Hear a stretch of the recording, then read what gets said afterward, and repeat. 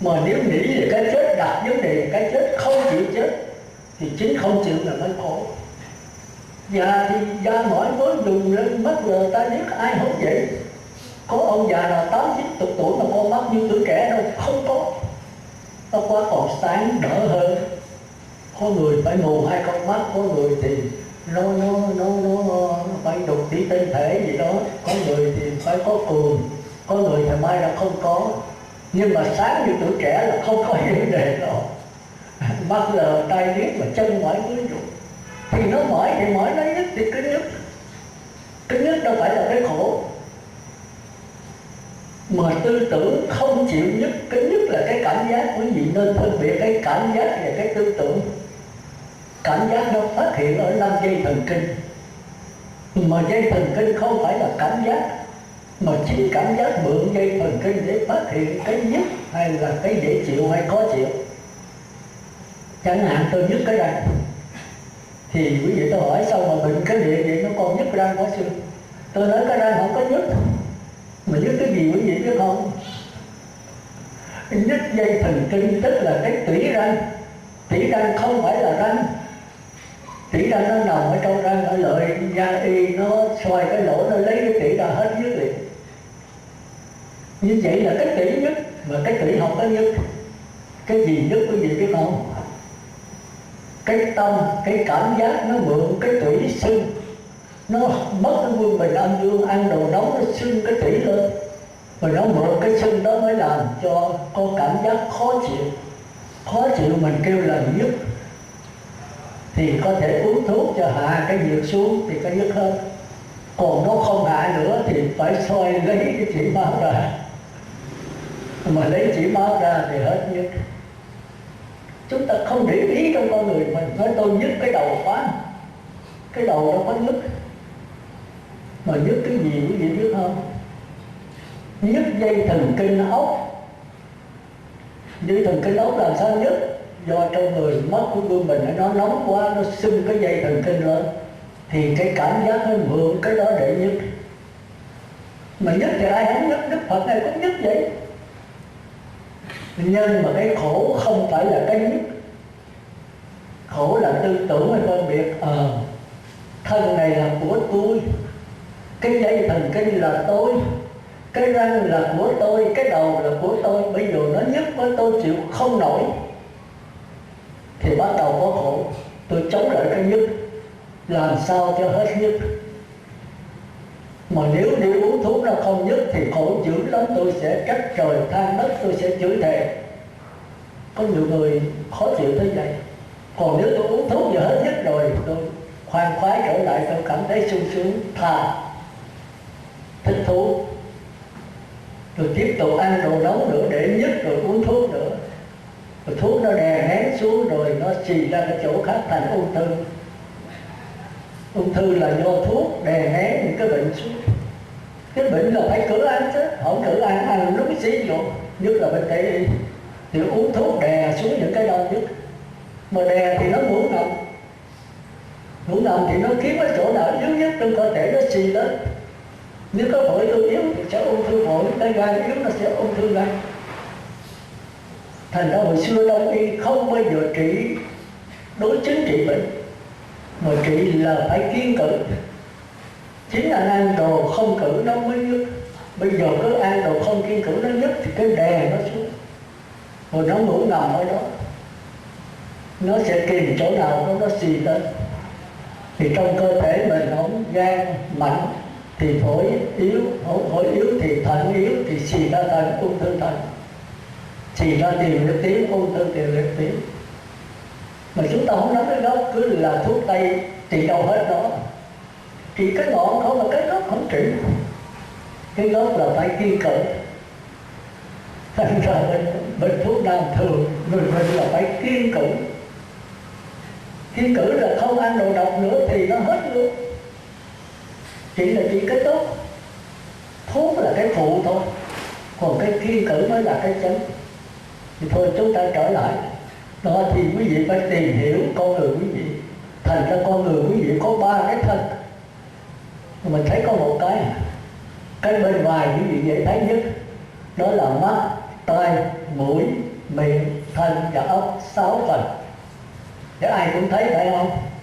Cái thân này dễ thấy, còn cái thân thứ gì đó là khó thấy. Ai có làm bác sĩ, có vô nhà thương đó, bác sĩ chỉ mới thấy. Con mắt mình có dây thần kinh thị giác, những cái chúng ta kêu dây gân đó, nó li ti, nó đưa cái thân thì dễ nhất. Còn cái lỗ tai thì có dây thần kinh, cái gì ha? Thần kinh thính giác. Cái lỗ mũi thì có dây thần kinh khứu giác. Cái lưỡi thì có dây thần kinh vị giác. Cái thân thì có dây thần kinh xúc giác. Cái thân dễ thấy nhất. Thần kinh ở ngoài đó kêu là chích thịt, đó là cảm giác bên ngoài. Rồi dây thần kinh bên trong chúng ta kêu là dây gân. Chích thịt và chích gân. Chích gân bao giờ tác dụng cũng mạnh hơn, nó làm cho cái đau nhức chấm dứt liền. Còn uống vô mà trong thịt thì lâu hơn, thì chúng ta thấy dễ hơn. Mình chích gân thì mình đưa cái tay người nào ốm nó nổi lên rõ ràng. Cái dây gân này đó quý vị, nó chết rồi 8 tiếng mới đứt, 8 tiếng mới mất cảm giác. Còn cái thịt này đó thì chết liền, mất liền. Tôi ngã xuống chết là mất tay, mũi, lưỡi, thân, ốc, ngưng liền, không còn hoạt động nữa. Nhưng mà dây thần kinh thị giác, thính giác, khứu giác, xúc giác còn âm thầm hoạt động 8 tiếng đồng hồ. Ghê chưa? Bây giờ nó mới chịu đứt thì mới chết thiệt đấy. Thành ra trong tịnh độ là chết là không có liền đâu, để 8 tiếng mới chết thiệt. Mà chúng ta có sống với dây thần kinh này hay không? Thì trong di thức nó kêu là tịnh sắc căn, là cái căn đó là chúng ta thường kêu đó là sinh lý. Mắt, tai, mũi, lưỡi đó là sinh lý. Còn cái sự thật mà nó thấy là kêu là vật lý. Chúng ta học mà chúng ta không để ý đâu, có di thức mới rồi. Thành ra khi thức mà hỏi vật lý là gì, sinh lý là gì, tâm lý là gì, khác nhau sao? Tôi buồn chắc, tôi đã từng học cái lúc 12 mà tôi trả lời không được. Bây giờ tôi hỏi bác sĩ, kỹ sư cũng không trả lời được. Không ngờ di thức rất là rành. Vật lý là những cái gì, sự vật gì chưa có sự sống, chưa có cái biết. Chẳng hạn như cái bát, cái hình, cái nhà, cái quạt máy, đó là vật lý. Nó không có sự sống, nó đâu có đợi ăn uống ngủ nghỉ gì đâu, nó cũng chưa có cái biết. Còn mắt, tay, mũi, lưỡi có sự sống. Cái răng có sự sống. Mà khi cái răng tôi nhổ khỏi cái miệng rồi thì nó biến thành vật lý, nó không có sự sống nữa. Còn ở trong này nó nhờ cái tủy nó có sự sống. Chúng ta không để ý mình gì hết. Con mắt đôi đây nó là sinh lý, nó có sự sống. Nhưng mà khi cái mắt tôi hư, tôi móc ra khỏi đây rồi nó biến thành vật lý, nó không có sự sống nữa. Thành hồi đó mình đi học vật lý, học sinh lý mình đâu có lý. Còn tâm lý là gì? Tâm lý là có cái biết, sinh lý cũng chưa biết. Sinh lý là cái răng tôi có sự sống. Rồi trong đó cái răng là cái phù trần thô thôi. Còn cái tủy đó, nó là sinh lý độc đáo. Thì cái cảm giác nó mới mượn cái tủy này, nó sinh ra cái nhất. Thì cái cảm giác là tâm lý. Nhưng mà cảm giác không phải là tủy. Cũng như cái làn sóng nó mượn cái ống loa. Nói đây là tiếng nói của thành phố Trà Vinh. Thì tiếng nói này không phải là ống loa, mà là làn sóng của Đại Pháp Thánh Trà Vinh.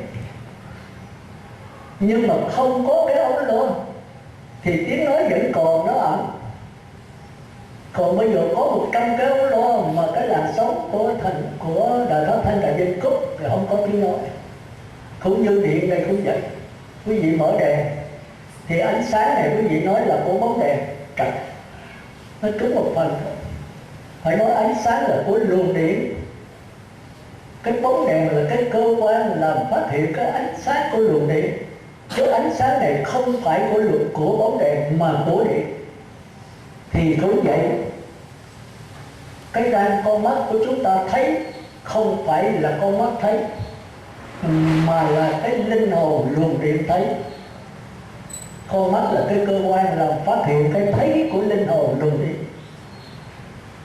Thành ra khi con mắt hư mà cái luồng điện còn, linh hồn còn, thì cái thấy vẫn còn. Thí dụ tôi móc con mắt ra thì hỏi quý vị còn thấy không? Quý vị nói không thấy, tôi nói còn thấy. Mà cái thấy ở đâu sư? Nó không đủ điều kiện, nó ẩn đâu, ẩn ngay con mắt đó. Còn bây giờ bác sĩ nói dây thần kinh lại, con mắt nó sống lại thì cái thấy còn. Còn bây giờ tôi lấy cái linh hồn ra khỏi thể xác rồi, con mắt tôi vẫn còn tốt, không có thấy được, không có tác dụng nữa. Chứ nói gì thì quý vị dễ hiểu, tôi có cái ổ điện, có 6 cái đồ đi. Nào là bóng đèn mắt, nào là quạt máy, lỗ tai, nào là cái máy lạnh của lỗ mũi, nào là cái radio của cái miệng. 6 ổ. Mà nếu tôi nguyên cái luồng điện vô thì con mắt bóng đèn cho thấy, lỗ tai hoặc máy cho quay, cái lỗ mũi của máy tủ lạnh cho nước đá, có tác dụng gì. Nhưng mà cái bóng đèn này phải là của bóng đèn không? Ánh sáng phải của bóng đèn không? Không phải của luồng điện. Cái quạt máy quay phải của quạt máy không? Của luồng điện. Cái tủ lạnh cho nước đá lạnh phải là của tủ lạnh không? Của luồng điện. Tất cả có một cái luồng điện thôi. Cũng vậy, khi mà tôi ghim cái linh hồn tôi vô cái thể xác này thì mắt tôi thấy, tai tôi nghe, mũi tôi ngửi có hoạt động. Và khi mà tôi lấy cái linh hồn ra khỏi thể xác rồi thì mắt, tai, mũi, lưỡi ngưng hoạt động hết. Nó không có chết, nó không có đứt, không có đứt bóng. Ví dụ bây giờ cúp điện đi thì có bóng đèn còn tốt, mà nếu tôi ghim điện nữa thì bóng đèn chết. Thành ra mình tu trên sắc thân. Mắt của tôi, mũi của tôi, miệng của tôi, sắc thân của tôi thì chúng ta luân hồi sinh tử. Mắt đâu phải tối, lỗ tai đâu phải tối, mà chính cái linh hồn mới là tối. Mà quý vị đâu có biết linh hồn ra sao, giỏi linh hồn quý vị nói ra. Không có đâu. Có sư chỉ đi. Con mắt thì sư chỉ được nè, nó tròn, nó có tròn đen, tròn trắng, nó lỗ mũi chỉ được, cái lỗ tai chỉ được. Cái linh hồn sư chỉ có. Tôi bị hỏi có nói nhiều á, tới ông bác sĩ của tôi là anh, tôi cũng hỏi cái độ. Sư nói linh hồn là nói dốc. Sư chỉ đi linh hồn ra sao, tròn hay là dài hay xanh hay đỏ trắng vàng, nó chỉ không được là không có linh hồn. Rồi tôi cười tôi biết tôi chỉ không được. Tôi mới hỏi bây giờ tôi cho thí dụ mà bác sĩ trả lời tôi sẽ trả lời linh hồn. Tôi hỏi bây giờ bác sĩ có xài điện không? Bác sĩ ghim vô cái bóng đèn nó cho ánh sáng. Tôi hỏi ánh sáng này ở đâu, bác sĩ biết không? Ông nói vô bóng đèn. Tôi nói ha, bác sĩ mà còn vô ánh sáng đâu phải bóng đèn. Nếu mà bây giờ đó tôi cúp cái luồng điện thì có ánh sáng không? Ông nói không có. Còn bây giờ tôi ghim bàn luồng điện vô mà bóng đèn đứt có ánh sáng không? Ông nói không có. Rồi ra bác sĩ không còn vô. Nếu tôi ghim nguồn điện vô mà bóng đèn đứt thì ánh sáng vẫn còn chứ. Nó ẩn như nó hiện. Nếu còn luồng điện là còn ánh sáng. Bác sĩ không tin đi mua bóng đèn khác để vô không có ánh sáng, tôi chịu mua. Còn bây giờ tôi rút cái luồng điện ra, bác sĩ có 100 bóng đèn, bây giờ cũng không có ánh sáng. Ánh sáng này là của luồng điện. Ông chịu. Mà nói sao bây giờ sư nói chuyện hay quá. Tôi nói không phải hay đâu, tôi nhờ cái ngồi thiền. Chứ hồi đó tôi có lúc 12, bác sĩ tới lúc bác sĩ là 12 còn học 7 năm. Thì tôi chốt. Nhưng mà tôi nhờ Đức Phật, nhờ cái ngồi thiền, nhờ cái giữ giới. Nếu tôi không giữ giới là tôi không thể ngồi thiền. Bác sĩ 5 giới còn không xong, 2 ngày trai còn không khó mà. Còn tôi 7 trai ngọ đấy. Bác sĩ không tiền là không sống được, tôi không tiền tôi sống mới khỏe. Thành ra cái đạo Phật nó đi ngược cái dòng đời. Thành quý vị không sống được.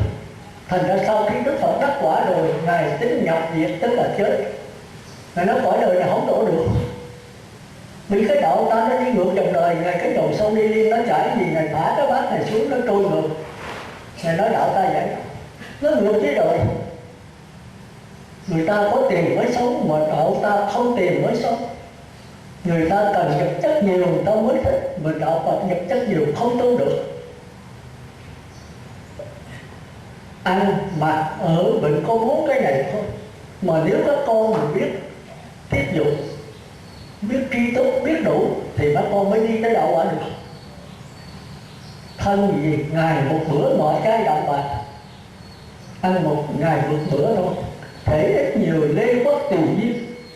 Theo pháp màu khất thực giáo khuyên, như ca một tấm gương hiền soi chung. Ăn thì phải đi xin một ngày bữa. Về chỗ ở thì thung dung nhàn hạ, dưới gốc cây nhiều lá đơn sơ. Ở gốc cây hoặc là cái nhà lá nằm cốc lá gì đó. Còn quý vị ở mấy chục tầng lầu, trong đó quạt máy này kia không có. Còn mấy xưa mà nắng quá thì chạy ra gốc cây ngồi mát vô cùng.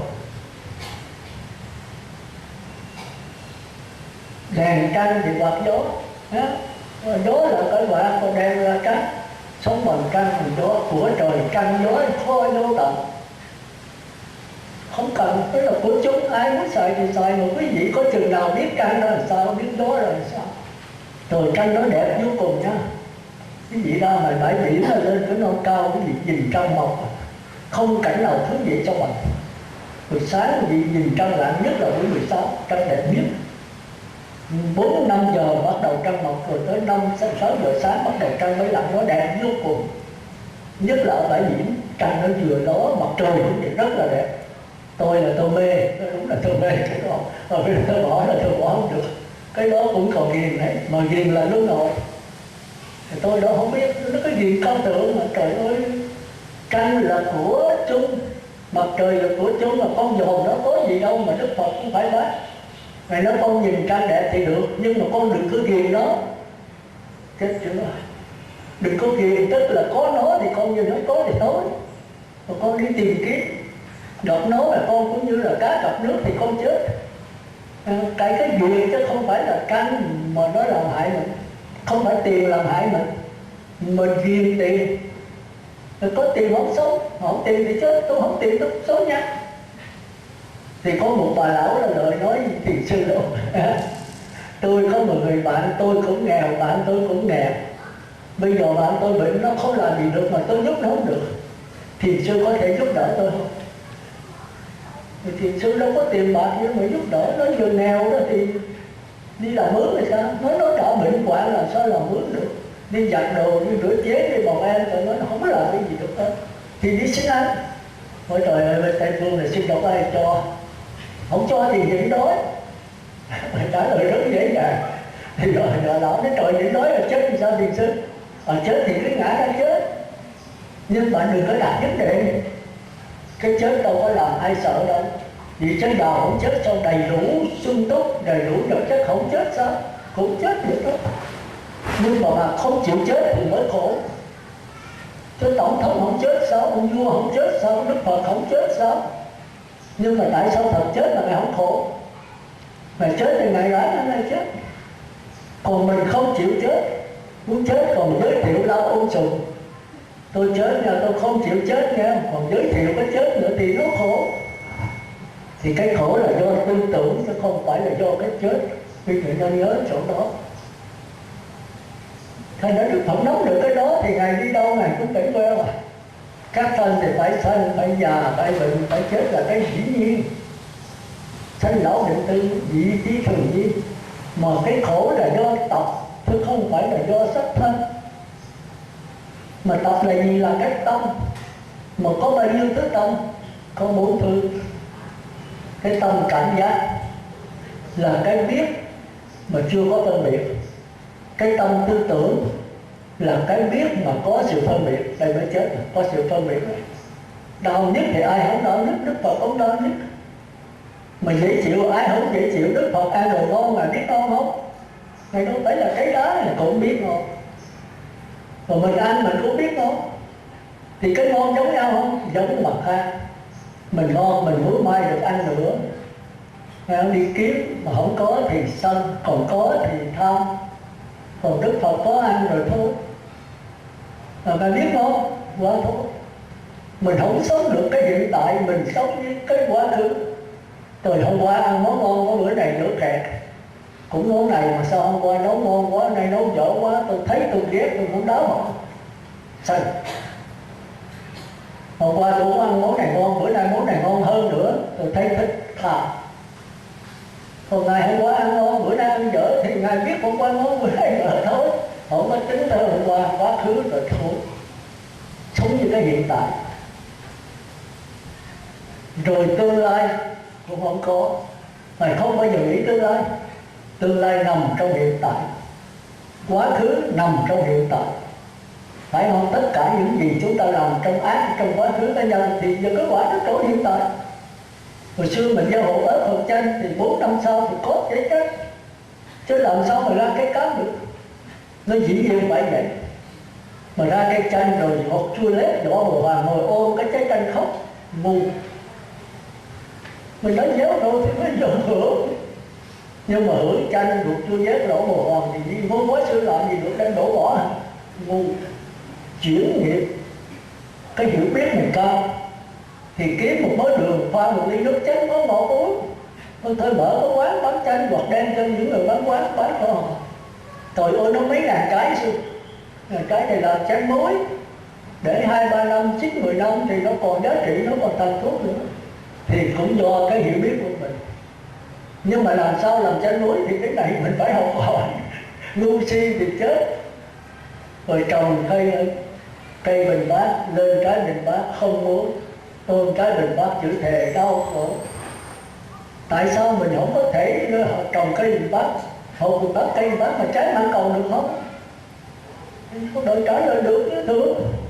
Mình chặt mình thấp nhánh nó, nhưng mà dám chặt hay không, mà biết cách thấp nhánh hay không, đó là chuyện khác. Không khéo cây bình bát chết luôn, không có mãng cầu, không có gì hết. Nhưng nhiều khi thấp nhánh rồi nó không ra cái nào hết, và cái hiểu biết mình quá kém. Thì đâu phải là tại cái mãng cầu, tại cái bình bát, mà tại cái hiểu biết ngu si của mình. Người hiểu biết thông minh sáng suốt thì cuộc đời sẽ hạnh phúc, mà người hiểu biết ngu si thì cuộc đời sẽ đau khổ. Thì đau khổ hay không, không phải do cuộc đời, mà do cái hiểu biết của mình đối với cái cuộc đời. Cuộc đời nó bao giờ cũng vậy. Thành ra nhiều thi sĩ hồi xưa nó còn không rành cái này, không tản đả. Đời đáng chán hay không đáng chán, cốc chén quỳnh duyên hỏi bạn tri âm, khóe kinh thành bắc kiếu thiên kim, bắc xanh trắng đổi nhầm bao cách đục. Đời đáng chán biết thôi là đủ, sự chán đời xin đủ lại tri âm, nên chăng nghĩ lại kéo lòng. Thì quý vị bây giờ thấy đời chán hay là đáng yêu? Đáng chán thì sai, mà đáng thích thì trật. Cuộc đời là cuộc đời, tự nó không có đáng chán, không có đáng thích, mà do cái nhận thức của mình ra vào đó. Người buồn thì cảnh có vui đâu bao giờ, mà cảnh có khi nào buồn không? Cảnh có khi nào vui không? Cảnh là cảnh, vui buồn là tại cái tâm mình. Mà cái tâm là cái gì?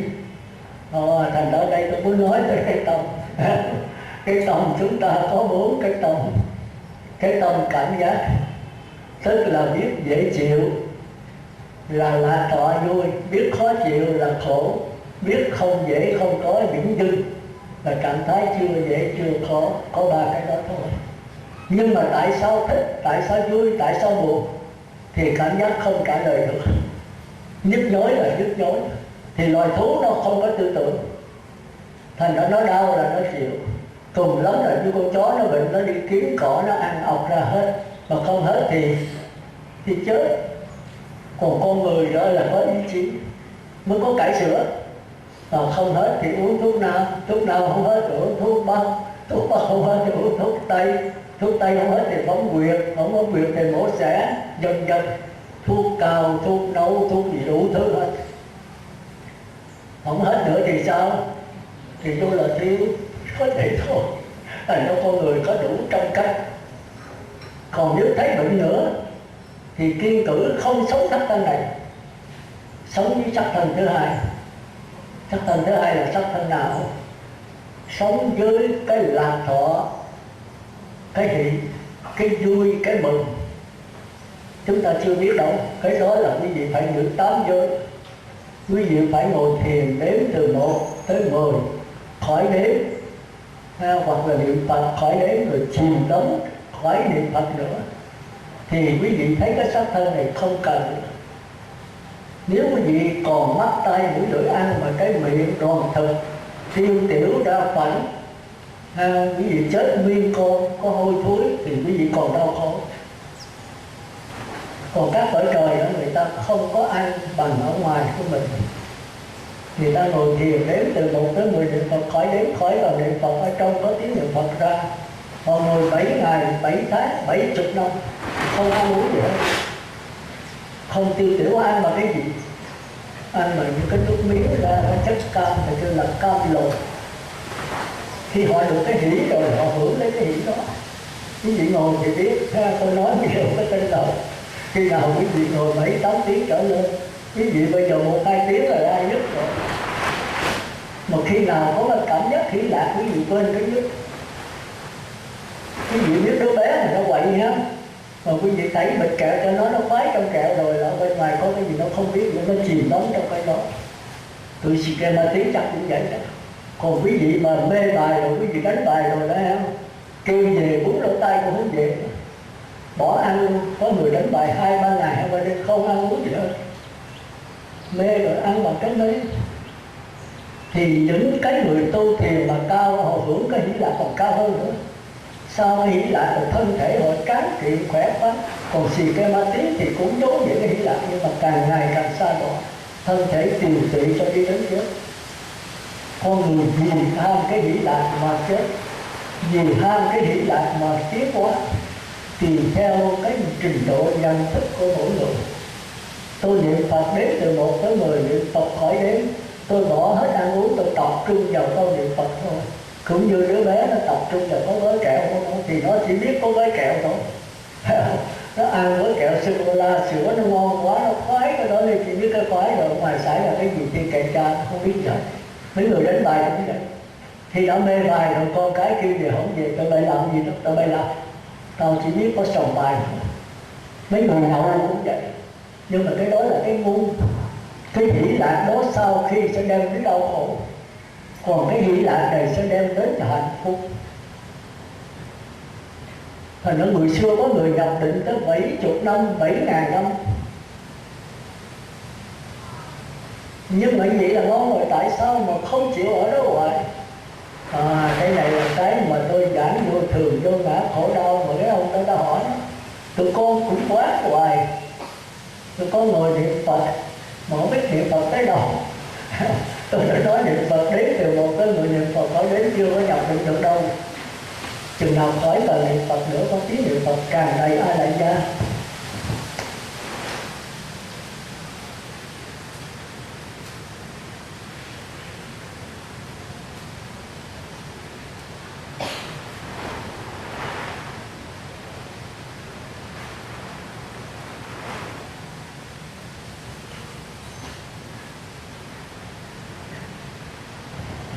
Thì chừng đó quý vị cái thân an, nghĩa là không còn lo nữa, thì tâm hỷ tức là mừng. Ví dụ quý vị khát nước, quý vị đến Tịnh Xá Ngọc Dân để hỏi sư có nước không, tụi con đi xa quá, từ Sa Đéc từ Vĩnh Long tụi con lội bộ xuống đây, trời nắng quá tụi con khát trời xưa. Rồi nó không có nước thì quý vị thấy cái thân có gì. Rồi nó có ở đây có nước dừa mà lá xê nữa, thì quý vị nghe mừng quá, cái thân mình sắp sửa đã khát. Nhưng mà có uống đâu, thì thân an, cái tâm hỷ mừng, nhưng mà chưa có lạc, chưa có dung. Bây giờ tôi nói Phật tử đem ra cho Phật tử ở Vĩnh Long uống nè, họ đi xa họ khát quá, trời nắng gắt quá, 34-35 độ, họ khát khô cổ hết, mà dọc đường chưa có uống, thì Phật tử mới lấy nước dừa có lá xe đó, họ uống vô nó mát cả ruột ra, họ không biết mình ở đâu. Cái gì có trạng thái đó chưa? Khi nào mình đi tới cái chỗ mà tuyệt đối đau khổ, tuyệt đối khác rồi đó, cái gì uống vô thì thấy mất cái thân. Cái gì thấy cái cảm giác mát lạnh nó tràn hết cả thân, không biết thân là ở đâu. Thì cảm thấy này kêu là vui lạc, chứ không phải hỷ. Hỷ là mừng nó đối với cái lo, còn lạc nó đối với cái khổ. Cái lo khác với cái khổ. Chẳng hạn mình hay tin mẹ mình bệnh sắp chết thì mình lo, mình đến thăm bà, nhưng mà thăm bà bệnh nặng thì mình lo, không biết bác sĩ nói chừng 5-7 tiếng nữa bà chết, thì mình lo chứ bà còn sống. Nhưng mà chừng 5-7 tiếng bà chết thiệt thì thôi mình điếng thân hết, mình không biết mình ở đâu. trời đất đều đổ vỡ hết. Mẹ mất là cả bầu trời mất, thì con sống nhờ mẹ, mà bây giờ mẹ chết thì con ở với ai?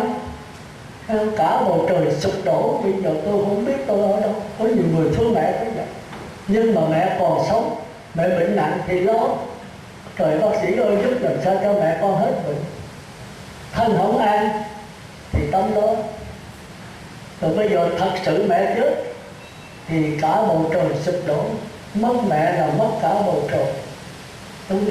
Có nhiều người kể này, thì lúc bây giờ không biết mình ở đâu, toàn thân mình nó tan rã hết, trở thành hư con. Thành ra cái khổ nó khác, còn cái lo nó khác, cái vui nó khác, còn cái mừng nó khác. Thì khi mình đã tới cái vui rồi, cái lạc rồi, nó mất thân. Thì trạng thái này quý vị chìm trong đó, nếu quý vị mà tập trung kỹ, mạnh, lâu, sâu, quý vị có thể 7 ngày, 70 ngày, 70 năm, 7.000 năm. Hồi xưa người ta làm được, bởi vì ta ở thiểu dục tri túc, ta sống rất đầy đủ. Sáng ta đi bác xin ăn rồi trưa ta ngồi thiền, ta nhập định.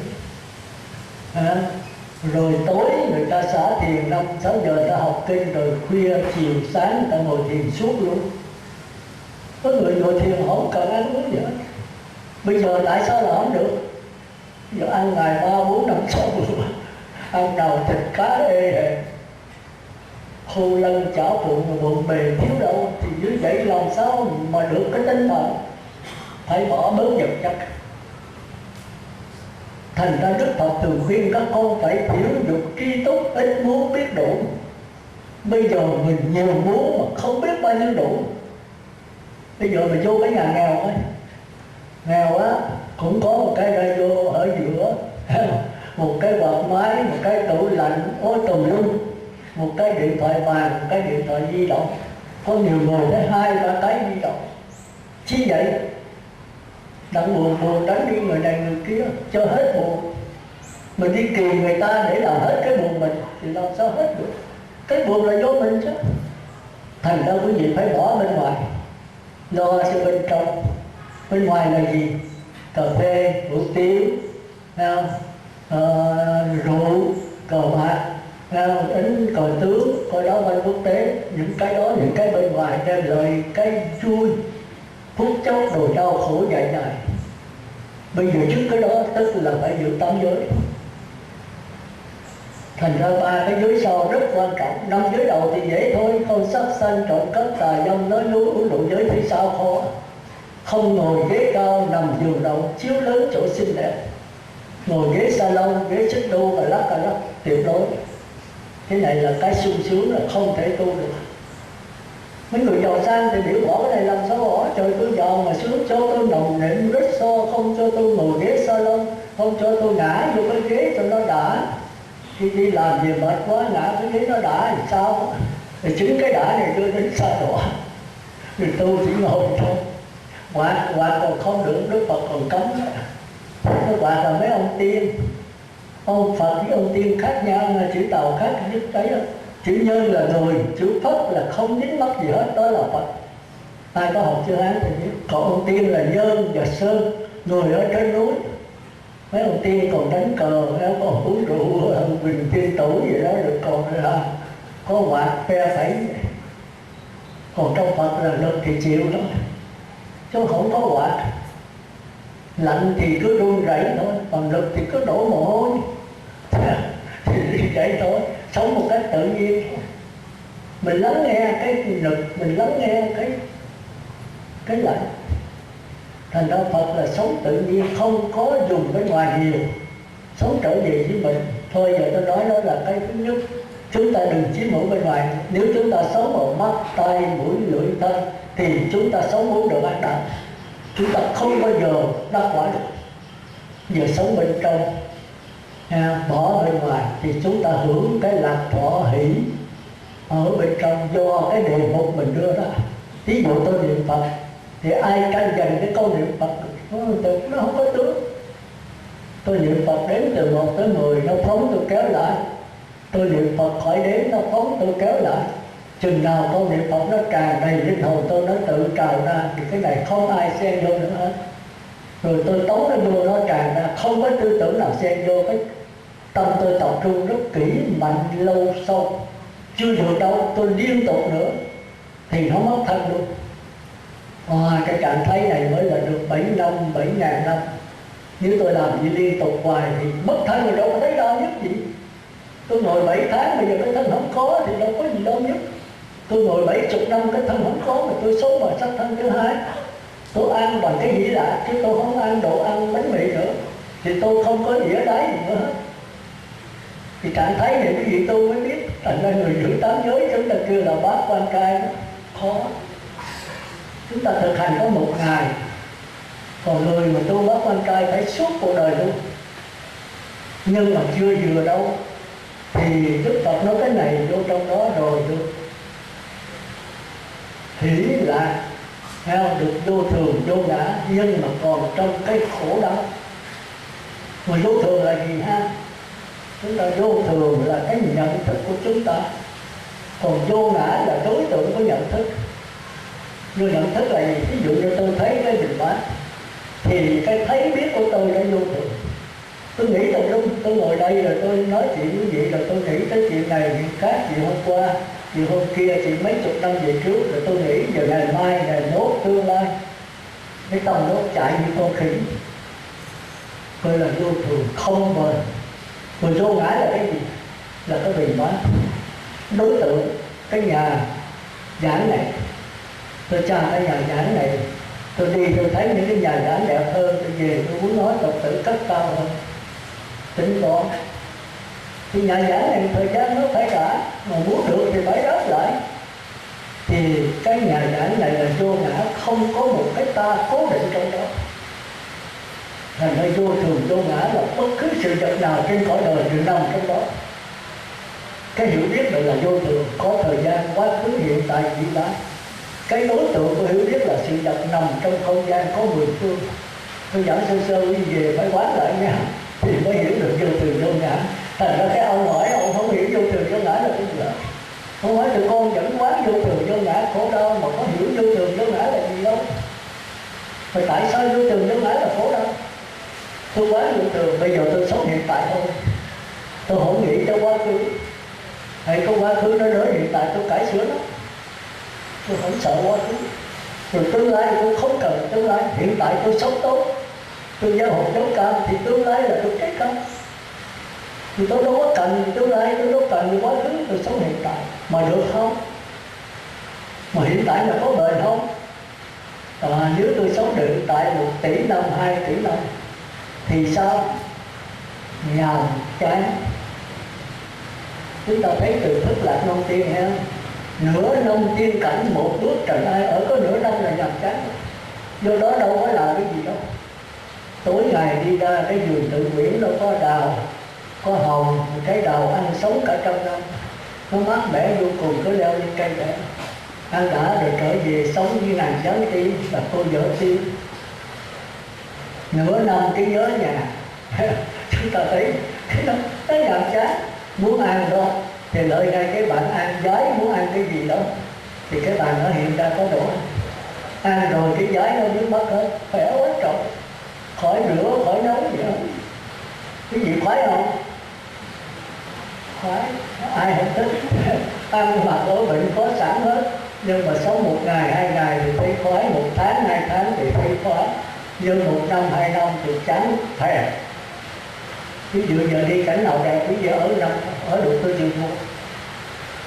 Nguyên nhân của sự giải đãi mất đức và phạm giới là bởi ở một chỗ vậy. Nên có quý vị thấy thái độ cảnh, đi tham quan chỗ này chỗ kia thấy nó đẹp, mà quý vị ở đó thử mà hết đẹp. Ví dụ hỏi người dân bản xứ đó còn cái thác đẹp quá đó chị, đẹp có mốt. Tôi ở đây 10 mấy năm tôi thấy cũng không có gì đẹp hết. Người đời mà thấy đẹp vô cùng. Thành ra từ thức mà đời với giá hương đó là mới có nửa năm thì nhớ nhà. Mà dám hương chạm nhau mấy cái cửa đông tây nam bắc được mở hết, rồi cái cửa hướng nào thì đừng có mở nha. Anh mở là anh chết. Thì có thể chạm cho ông nghe đi, không chạm. Cô phá cái cửa đó lại coi chạm. Rồi ông mở hết cửa, nên sao cái tôi đó hương này chạm mình cũng có mở cửa này. càng bí mật thì ông muốn càng muốn bật mí. Ông mới mở đại ra coi, dồn xuống thấy nhà cửa cha mẹ. Ông nói mình phải về một chuyến. Về một chuyến thì mới thổ lộ những ngày đó hương. Nó hương tôi chết rồi, như thế là tình nghĩa đôi ta chỉ thế thôi. Bây giờ anh về trần thế, em ở lại đi cảnh với bạch với bà Diệu Trì Kim Mẫu. Bà mới kêu con hạt trở về đó, xuống tới đó hất ở một cái lọ xuống đất rồi nó bay mất. Thì tôi từ nay là tôi cách lá đào rơi rắc lớn thiên thai, suối tiểu quanh đưa những lặng mục, nửa năm thiên cảnh một bước trần an, ước thủ duyên thừa có thế thôi. Đá vàng và riêu ngạt nước trải hoa trung, cái hạt bay lên vút tận trời. Trời đất từ đây xa cách mãi, ngàn năm thờ phẳng bóng trăng vô. Tiếng rưỡi rồi. Thì thôi vậy tôi kết thúc. Tôi nhiều chuyện lắm, tôi nói rồi đã vào không tiếng rồi chưa hết. Thì thôi, thì chúng ta thấy là vô thường vô ngã nó vẫn nhàm chán. Thì nhàm chán là giờ sao? Giờ sống với sắc thân thứ ba. Sắc thân này, sắc thân thịt, nó quá tệ, nó phải chiếm hữu bên ngoài. Tiền bạc của tôi, Honda của tôi, vợ tôi, con tôi, nhà cửa của tôi, để nó lấy Honda tôi là tôi phải bước qua sắc thân của tôi. Mà nó chiếm vợ tôi phải bước qua sắc thân của tôi chiếm hữu, khổ chồng thêm khổ. Bây giờ tôi không muốn cái thế gian này nữa thì tôi trở về trong này.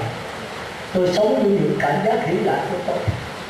Tôi ngồi thiền 7 năm, 70 năm, 7.000 năm, tôi có cái hỷ lạc, tôi an bằng cái xúc thọ, xúc thực. Tôi không tiêu tiểu đĩa đá gì hết, thì đâu có ai dạy với tôi. Nhưng nhàm chán là tôi phải xả thiền ra rồi rớt cái phật. Còn nếu tôi không nữa thì tôi gắng tập trung kỹ, mà lâu sâu tôi thăng qua lên cái sắc thân thứ ba. Sắc thân thứ ba là gì? Nó hơi cao nha, tôi nói sơ thôi nha. Ai ngồi tới cái sắc thân thứ hai thì có thể giữ sắc thân thứ ba, còn không là khó. Thân thứ ba là sống bằng cái tư tưởng, bỏ sắc thân cảm giác, bỏ tịnh sắc căn, bỏ dây thần kinh, sống bằng dây thần kinh ốc, rồi sau đó bỏ luôn cái ốc, sống bằng cái tưởng tượng mông lung bao la. Thân là hư không, tâm là hư không, hoàn cảnh là hư không. Biết hư không không? Không là cái này, tất cả đều nằm trong hư không. Sắc thân, cảm giác, tất cả đều nằm trong đất, nước, lửa, gió đều nằm trong hư không. Không có hư không là không có gì hết. Thì chúng ta hư không, chúng ta chỉ tưởng tượng nó bao la vô cùng. Mà bây giờ cái thân mình là hư không thì trời ơi cái thân quá lớn. Cái tâm mình là hư không thì trời ơi nó quá lớn. Cái hoàn cảnh xung quanh là hư không, không có người ta nữa. Thì thôi tôi sống hàng tỷ tuổi. Mình chưa vừa đâu, tôi thăng qua cao, bởi vì hư không là nói là vật chất. Khoa học bây giờ công nhận. Chúng ta tưởng hư không này là cái tâm, không phải nói là vật chất, nói là vật lý. Nó có hình, có tướng. Nhưng mà cái tướng nó quá bao la, mình không thấy được, không có cảm nhận được. Chứ nó có ngăn né, có giới hạn. Rồi khi cái thức vô biên đó là linh hồn của mình, cái này mới vô biên thiệt đấy. Mà cái linh hồn cái gì đâu có biết ra sao, thức nữa thì giờ tôi giảng linh hồn thôi thì tới nữa. Linh hồn mình chỉ thầm thôi. Chứ giải thích là tôi con giống như cái luồng điện nãy tôi nói, nó giống như cái làn sóng. Mình có thể nhận được cái điện thì không thể nhận được. Nhưng mà nhờ ánh sáng bóng đèn mình biết có điện, nhờ cái quạt máy quay mình biết có điện, nhờ cái tủ lạnh nó cho núi đá mình biết có điện. Nhưng hỏi điện ra sao? Không biết. Cái ánh sáng bóng đèn đó phải là điện, mà nói là cái dụng của điện. Cái quạt máy quay đâu phải là điện, mà là cái dụng của điện. Thì con mắt thấy không phải là linh hồn, mà là cái dụng của linh hồn. Cái lỗ tai nghe không phải là linh hồn, mà là cái dụng của linh hồn. Cái chân đi không phải là cái chân đi, mà chính là cái dụng của linh hồn. Thì nhận được cái dụng mình thấy được cái thể. Thì đại khái vậy, quý vị hiểu thì hiểu, không hiểu thì thôi. Chứ biết sao giờ, quý vị trở về này ngồi thiền 3, 4, 5, 6 tiếng quý vị thầm hội được đâu. Cái này mỗi người đi lấy, cho tôi không thể giải thích được, bởi vì nó không có hình, không có tướng. Nhưng mà nương vào cái mắt tay lưỡi mình nhận được đó. Cũng như cái sống vậy, mình nương vào sống để nhận cái dòng nước. Thôi mình không thấy cái dòng nước được, nhưng mà nhờ cái dòng nước thì sống mới phát hiện được. Nhờ có linh hồn mới có mắt, có tai, có mũi, có lưỡi. Nó là nương vào cái linh hồn.